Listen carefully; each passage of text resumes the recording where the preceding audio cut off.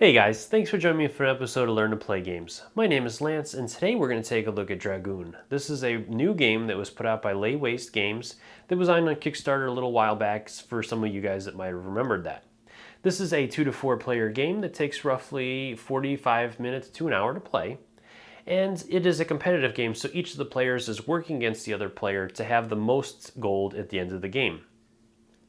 So the game itself, you and your fellow dragons have lived on this island for many years, and all of a sudden the humans have decided to start populating this island, which has woken you guys up and driven those domination instincts and gold hoarding instincts. So you and your fellow dragons are out to decimate the humans, gain as much gold as you can, and the dragon at the end of the game that has 50 or more points of gold will be the overall winning dragon. So my opinions of this game so far have been very good. I love dragons and I'm a big dragon fan, so being able to step into the shoes of a dragon and burn and destroy villages, gathering and hoarding gold and fighting other players is just a lot of fun. And so I would highly recommend this game to anybody that enjoys those type of things or just likes these kind of games. This is a very simple game. There isn't a lot of rules to it, but there's plenty of strategy to it, and there's plenty of different ways to win the game. And I never really feel like there's one player that just can blow the game apart and just decimate everything, because as you gain gold, other players can come in and fight you and go into your cave and steal gold, so there's always going to be an ebb and flow in things. And no player is really just going to run away with the game, at least that I've found so far. There's plenty of ways to combat them. Each player is going to have cards that they're going to get during their turn and that they can play that'll have different powerful effects and different things. And then on top of that, like I said, you can enter into combat with other dragons and fight them out and be able to go into their cave and steal their gold and do different things. And there's even a thief that runs around and kind of steals everybody's gold depending upon what happens and what cards are played and that. So I would definitely recommend checking this one out. It's been a really good game so far. And so if you guys, once you guys watch that video, and let me know what you guys think. Like I said, I'd love to turn this into a conversation. So is this a game that you guys have played, have heard about, saw on the Kickstarter, or have been interested in? If so, why? And if not, let me know why. Or if you guys aren't interested in this game, I'd love to hear your guys' thoughts on this in those comments below.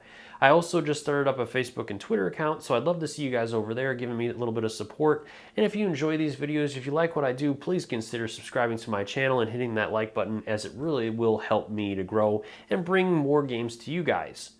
So let's go ahead and head to the table, and I'll teach you guys how to play. The deck of cards in Dragoon is comprised of two different types of cards. You have the white cards, which can only be played on your turn, and we'll have the name of the card in two different sections as well as the special abilities of the card. And you have the orange cards, which can be played during your enemy turns at specific times, which will be mentioned on the card. For example, here we have Booby Trap, which says when a dragon spends an action to steal from your cave, the action is spent, they steal no gold, and are sent back to their own cave. So this would be resolved when a dragon tries to steal from you, and just like that, any other card will specify when you can use them. In Dragoon, there's a number of tiles that you'll get as well, and the tiles are double-sided, so one side you're going to have the dark side, which represents a village, and the other side of the tile will represent the city, which is the orange side. And like I said, each tile is double-sided, so you will start out with the dark side and flip over to the orange side when specified, which we're going to cover later on. For player setup, each player is going to grab a bag from the box, which is going to contain a cave, their dragon, the dragon's skull, and 9 totems, which they will use to mark areas that they have control over. From there, then, you can also shuffle up the deck of Dragoon cards and deal 3 cards to each player to start the game. You're also going to want to grab out of one of the bags, depending upon the number of players you're playing. It'll be in one of the bags. You'll need the treasure chest, the human skull, and the 2 different dice.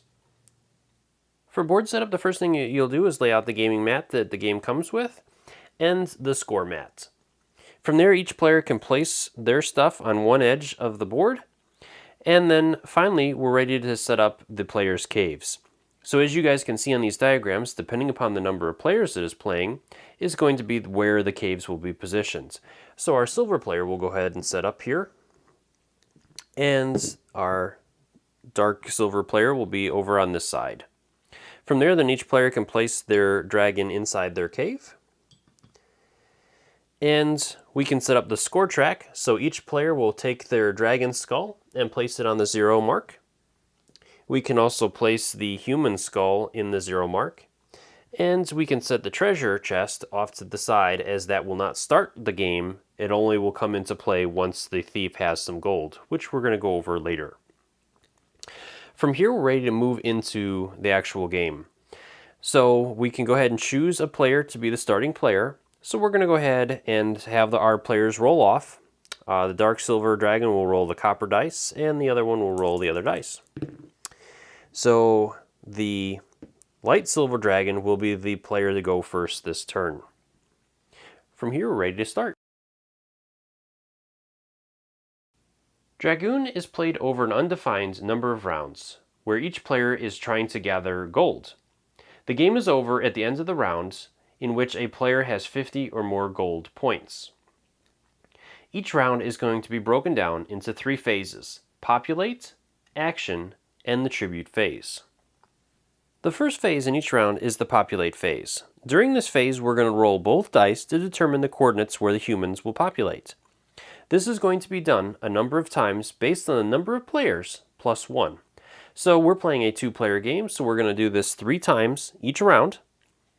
And the different coordinates on the dice are going to correspond to the coordinates on the map. So the dark dice will correspond to our dark numbers at the bottom, and the copper dice will correspond to the orange dice on the side of the board.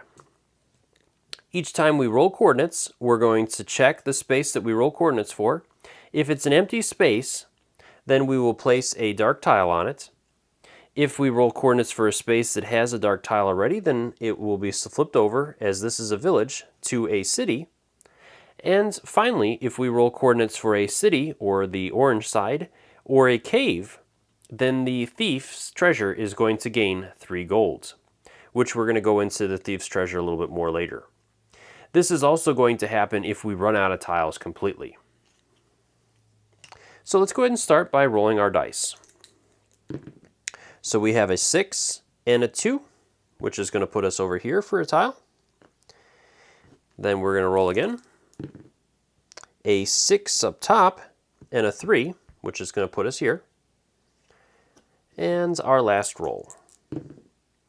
A 4 and a 5, which will put us here. All right.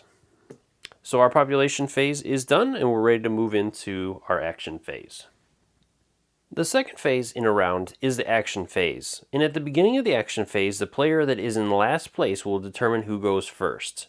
If the players are tied, then those players will roll off to break that tie, which we've already done for the first round, and so our silver player is going to be the starting player. From here, then, the play will continue in clockwise order. So we're ready to move into the silver player's turn. So at the start of his turn, he's going to draw 1 card from the deck. There is no maximum hand size to the cards. He can have any number he wants in his hands. And from there, then, he is going to have 3 action points that he can spend on the different actions during his turn. And he must spend all 3 actions. So you cannot choose not to spend some of the actions that you have. You must spend all of your actions on the actions that are listed. Each player is also going to have a quick reference guide that is going to list the different actions that they can perform and the points that they're worth, which we're going to go over each one of those in more depth. Moving into the action phase, I'm just going to go right down the card and go through each one of the actions. There is no order that the actions need to be done in, and each player has only 3 action points that they can spend, so a lot of these actions will not be performed during your turn. So you will have to choose which actions you wish to perform. So the first one is to play cards, which costs no action points, so you can play any number of cards that you have in your hands anytime during your turn. From here, then, we have the move action, which will allow you to spend 1 action point per space that you want to move. and movement is always done in the cardinal directions and never diagonally. So our dragon here could spend 1 point to move in any one of the cardinal directions. The next action we have is a claim action, which if your dragon is on a village or city, they can spend 1 action point to claim it. They must have a totem available, and only 1 totem can be on a tile at any time. So if there's a totem on there already of another player's, then they would replace it with their own. If their own totem is already on a village or city, they cannot place another one. So for example, if we had our dragon here, we could spend 1 action to move 1 space, our second action to move another space, and our third action could be used to claim that village as our own. And by claiming different tiles, you will potentially gain gold during the tribute phase of the round, as you guys will see later on. So moving on to the next one we have is we can spend 1 action to destroy a tile. So again, a tile that our dragon is on can be our own, could be a blank one, which nobody has claimed yet, or an enemy's tile. We can spend 1 action to destroy the population tile that they are currently on for instant gold. So if we destroy a village, which is the dark tile, we'll gain 2 gold instantly. If we destroy a city, then we would gain 4 gold instantly. And if there's any totems on there, ours or another player's, we would simply return it to that player as well. And again, our dragon must be on there unless they play a card that lets them do something else. The next action we're going to look at is stealing from other dragons' caves. So you would spend 1 action point, which would allow you to roll 1 dice, and that would be the number of gold you're going to steal from that other dragon. So there's a couple other things. If a dragon is standing in their own cave, then it cannot be entered by other players for any reason until the dragon leaves their cave. To steal from another dragon, our player would be in their cave and would roll 1 dice. Whatever value comes up on that dice is the number of gold that they steal from that player, and so you would adjust the scores by that amount, unless that player does not have that amount. So say like our dark silver dragon only had 3 golds, our light silver could only take 3 gold from him. Now, one other thing to keep in mind is if you end your turn in another dragon's cave, so if we used our last action to steal from this dragon and we finished in their cave, then that dragon is returned to their cave automatically, kicking our dragon out. We would lose 3 gold to that dragon, and we are returned automatically to our cave. So you don't want to end your turn in someone else's cave, as you're going to get caught. Then we have steal from the Thieves Treasure. So it's 1 action point to do this. So let's go ahead and go into the details of the Thieves Treasure real quick. So anytime the thief gains treasure, we're going to move the human skull up the score track based on that amount of gold, which can happen in 2 ways. Either when we're populating, and again, like we said, we roll a city tile, or we roll a dragon's cave. Each time that happens, the human skull will gain 3 gold. And as soon as the thief has gold in their possession, so let's say that he even had 1, then the chest is going to come out. And again, we would populate the location, and the treasure chest would be placed. Now, when a dragon moves onto a space with a treasure chest, they can spend 1 action to try to steal from that chest, in which case then they would roll 1 dice as normal, and take that much gold from the chest as long as it had that much. If not, then it would take as much as it could from that chest. If the chest ever reaches 0, then it is removed from the board again until the thief has gained more gold, which can either be done by, like I said, either rolling one of the orange tiles, the Dragon's Cave, or there are certain cards that players can play to steal gold from other players and give them to the thief. And the one other thing is if a dragon ever ends their turn on a thief's chest, then the chest will be randomized to a new location at the end of that turn. Moving down the card, the second to the last option is to discard 1 card and draw a new one. So this will allow you to look through your cards that you have and choose one that you don't necessarily want anymore, discard it, and then draw a new card into your hands. And the last action is that you can spend 2 action points to simply draw a new card from the top of the deck. Before we move into the third phase, there's one other thing that I'd like to cover real quick, which is combat between dragons. So when a dragon moves into the same space as another dragon, combat is going to be initiated immediately. When this happens, each player is going to roll one dice, and the highest roll will be the winner. Ties are going to go to the attacker, and the winner is going to take 3 gold from the losing dragon. Then the loser is going to be sent back to their own cave. And again, if the loser has less than 3 gold, then the winner will get whatever gold that they have. So in our example here, we can go ahead and say that the dragons entered the space and are going to fight. So our light dragon will roll the copper dice, and the dark dragon will roll his dark dice. So in this example, our silver dragon has won the fight, so our dark silver dragon will lose 3 gold and be moved back to his own cave. The final phase in each round is the tribute phase, and during the tribute phase, claimed population tiles have a chance to pay their owners gold. So let's go ahead and cover a couple of things real quick. So if you are standing on a population tile that you have claimed and have a totem on, then you will automatically gain gold for that as if you've rolled a 3, 4, 5 on the dice result. So if it is a village, you'll gain 1 gold, and if it's a city, you will gain 3. If another player is standing on a population tile you have claimed, it does not pay tribute, no exceptions, no matter if you've played cards or any other effect. If someone is standing on one of your population tiles, you will not get gold for that tile. All of the population tiles the players claimed the player is going to roll 1 dice, and depending upon the results of that dice, the rest of the tiles will follow suit.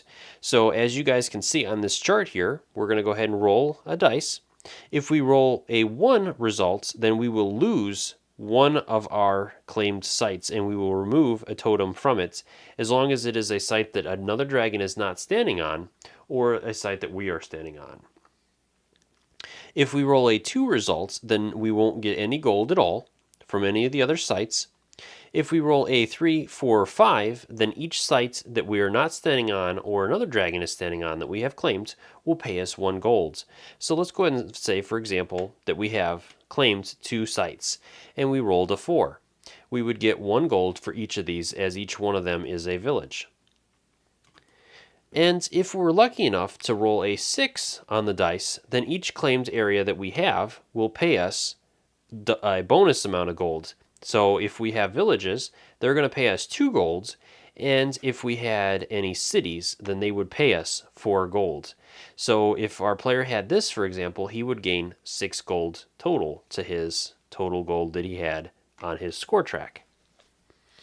And finally, as you guys can see again at the bottom of that chart, it's going to list when we destroy a tile, what the gold values are as well. So if you need to reference that, it's right there for you. And you'd only roll the dice once. You don't have to roll the dice per tile that you own. It's a single roll, and whatever that result is will affect all the tiles you have that you are not standing on, or another dragon that is standing on one of your tiles.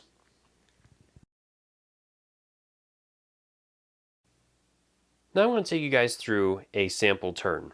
So our silver player is the first one to go this turn, so he's going to start the turn by drawing a new card from the deck. And then he can go ahead and take his actions. So I'm going to go ahead and spend 1 action to move here, and my second action to move there. Then I'm going to play a card, Menacing Roar. This card says that I claim every village city that is adjacent to my current location, including diagonally. This does not include villages or cities other players are standing on. So when I play that, I'm going to get to claim both of these as they're both diagonal to my current location, and the other player's dragon is not on them. From there, then I'm going to go ahead and play another card. This one is Benevolent Master, and I can upgrade a population tile that I have claimed. So I'm going to go ahead and do that. So I'm going to flip this one over to the orange side. And then I'm going to go ahead and do my final action, which is to trade one of the cards that I don't want and draw a new card from the deck. And I can go ahead and just drop those in the discard pile. And that will end my turn. Heading back over to the other player, they're going to go ahead and start their turn by spending 1 action to move here. a second action to claim that tile, and the third action they're going to spend to move here. Let me see if they have any cards. They don't really have any cards that they want to play. Well, let's go ahead and play Fair Winds. So this one lets me move 2 spaces, skipping interaction with the space you pass over, and both movements count as 0. So we're going to go ahead and play that, and that will let me move here. So that is the end of our other dragon's turn. So then we're going to move into the tribute phase. So during the tribute phase, we're going to go ahead and roll dice for the populations we have. So our silver dragon over here, we'll go ahead and roll the dark silver dice. We rolled a 1. That is really bad. So let's just go ahead and say, for example, let's say we rolled a 4 instead. So at this point, we rolled a 3, 4, or 5. So our city here will give us 3 gold. So we'll move up 3 gold on the track. And our other city is being blocked by the other dragon right now. So we won't claim anything for that city at all. And then our other dragon player will go ahead and roll. And he rolls a 6. So he'll get to claim 2 gold from that village. And at this point, the turn is over and we move into the next round. And I forgot to draw a card for him. So he would get to draw 1 card as well. And so at the beginning of the next round, when we move into the action phase, the dark silver player will be the player that will decide the turn order. So I'll take you guys through one more turn. So at the beginning of the turn, we're going to enter the population step. And so we have a 6 and a 5. Our second roll is also a 6 and a 5, so this will get upgraded. And our third roll is a 6 and a 2. So lots and lots of tiles up there. Okay, so from here then our dark silver dragon will get to choose the turn order. So he's going to go ahead and let the other silver dragon go first. So that dragon will take a card and perform his action. So he's going to move 1, 2, and claim this one up here. And then it'll move to our dark silver dragon. So he's going to get a card. And he's going to go ahead and first claim this tile here. And he's going to go ahead and go after our other dragon here. So they're going to fight. So he's going to roll the dark silver, and our light silver dragon is going to roll the copper dice. So we'll see who wins in this fight. They both rolled a 2. So the attacker is going to win that roll. So he's going to send the silver dragon back to his cave. He will take 3 gold from him, so that'll move the silver dragon all the way back down. And then he's going to get 3 gold from that dragon. From here, so he spent 1 action to claim that tile, and then 2 actions to move, so his turn is over as well. So then we're going to move into the tribute phase. And so we have our dark silver dragon rolling. He rolls a 6, so this time he's going to get 2 4 gold. So that puts him up to 9. And our silver dragon will roll 1 dice and roll a 2, so he will not get any gold for this site. And this one, the other dragon is on, so he would not get anything for that one either. And that is the end of the second round. So this is going to continue going through rounds until one of the players at the end of the round has 50 gold or more. In which case, at that point, the game will end and that player will be the winner. Well, I hope you guys found that video helpful. As always, if you have any questions or comments, please leave them in the comment section below, and I'll do my best to answer them. And if you enjoyed this video, if you like what I do, please consider hitting that like button and subscribing to my channel, as it really does help me to gain new games for you guys and to stay motivated. Also, I'd love to hear your guys' thoughts on this. Is this a game that you guys would be interested in trying out? Is this one that you've played? Is this one that you're not interested in? And if so, why? I'd love to hear what you guys are thinking and what your guys' opinions are of this game. So let me see those in the comment section below, and I'll look forward to reading those. And as always, thanks so much for watching my videos. I do really appreciate the fact that you guys take the time to watch my videos and to leave me feedback and comments in that comment section. And until next time, I will see you guys later.